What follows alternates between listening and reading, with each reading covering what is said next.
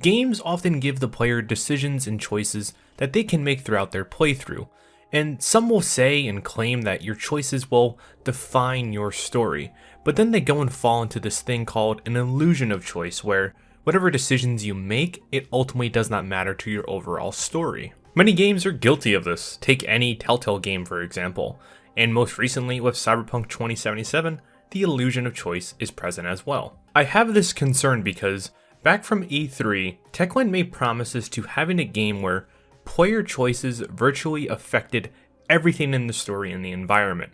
As we've heard, you will make hundreds of decisions that will ultimately shape how your story proceeds. It's a bold claim to make, and in past games, many fail on delivering this expectation. So for Dying Light 2, it needs to do this in order to be better than other games that we have experienced in the past. The new narration sandbox that Techland is introducing into the game has room to be something greater. It could really be one of those features in the game that leaves a blueprint for the future. With the introduction of this new system with player decisions, it really has a chance to make a really meaningful story cater to the player.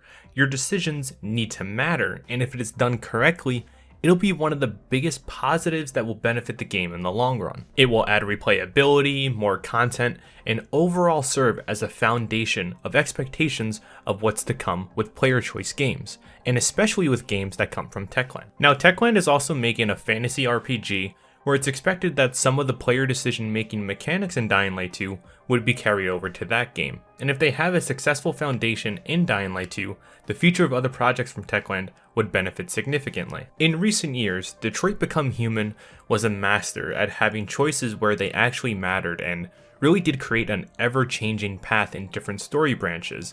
It got to a point where you might even miss out on entire cutscenes and gameplay by not making certain choices. Your characters could literally die by your actions at points. They fully showcase the power of your decisions, and when it comes to Dying Light 2, this is really one of my biggest concerns. In an interview from 2019, the game producer answered some questions regarding the player choice system, and they had this to say: "It's not only the visual change, it's not only the change on the game system side. You're going to get access to new quests or you're going to lose them. And on top of this, some other areas could also go completely undiscovered based on your decisions." It sounds like you're really aiming on some of those things that Detroit Become Human did portray very well, where different gameplay and content is locked out by your decisions. And this is something that I want. I wanted to inherit those good qualities from Detroit Become Human and not fall down a path of false promises. I raise these concerns because there is some evidence right now, while it's not confirmed, it's pointing towards that the story is completed for Dying Light 2. To quickly sum up the evidence, we have had at least 4 writers and narration leads working on the story. One of them had to leave due to sexual allegations, but they're still on good terms. One left recently but passed on his duty to another narration designer. And lastly, a while ago, another writer left Dying Light 2 to work on another Techland story. So things are starting to look up for this project in regards to its story. It sounds like all the work is done, people exiting the project and in some cases moving on to other projects at the company gives me hope that things are indeed done on the story end. So I felt the need to voice my concerns regarding player decisions. This could very well be where a lot of the employee bandwidth could be going for the project right now. Surely having hundreds of decisions virtually affecting everything in your game and environment all at the same time is not an easy task to complete.